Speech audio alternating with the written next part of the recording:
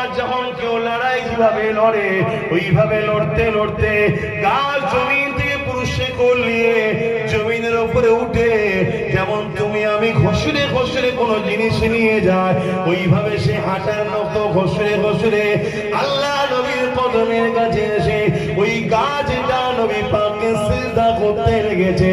এই দৃশ্যটা দেখে এই অমুসলিম মানে কলেমা পড়ে মুসলমান হয়ে যায়। সুবহানাল্লাহ। এখানে একটা প্রশ্ন, নবী পাক সাল্লাল্লাহু আলাইহি ওয়াসাল্লাম গাছকে ডাকতে আসবে, এটা স্বাভাবিক, কারণ গাছ নবীর গোলাম, আসতেই হবে।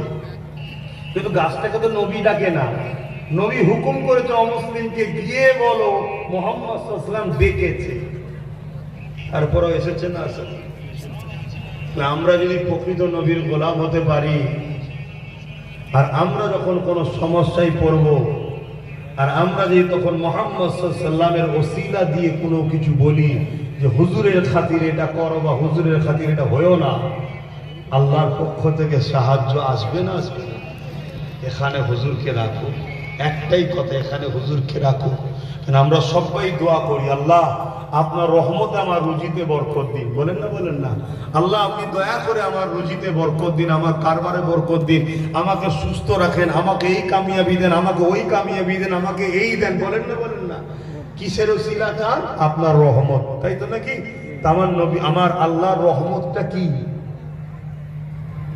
সূরা আম্বিয়ার মধ্যে আল্লাহ বলছেন আমার আল্লাহর রহমত হলো ওমা আরসালনাকা ইল্লা রাহমাতাল লিল আলামিন, তামাম আলমের জন্য আল্লাহর রহমত হলো মুহাম্মদ সাল্লাল্লাহু আলাইহি ওয়াসাল্লাম। জোরে বলুন সুবহানাল্লাহ।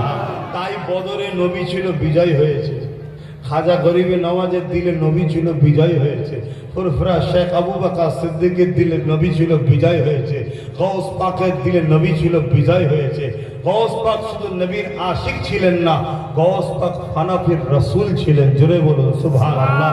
গৌস পাক একদিন দেখছে যে এক তার মুরিদের সাথে আর একজন ঈসা নবীকে মাননেওয়ালা লোকের তর্ক হচ্ছে। কি?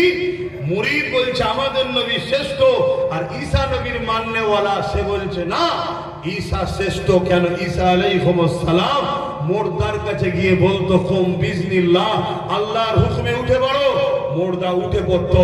গৌস পাক গিয়ে হাজির হয়েছে, আরে কিসের বাস হচ্ছে তোমাদের মধ্যে? তখন মুরিদ বলছে হুজুর এ বলছে ঈসা নবী শ্রেষ্ঠ, আমি বলছি মুহাম্মদ রাসূল শ্রেষ্ঠ। এ তখন দলিল হিসাবে দিচ্ছে ঈসা নবী মুর্দাকে জিজ্ঞেস করলে যা ডাকলে মুর্দা উঠে পড়তো, জিন্দা হতো। গৌস পাক মিজাজে এসে গেলেন।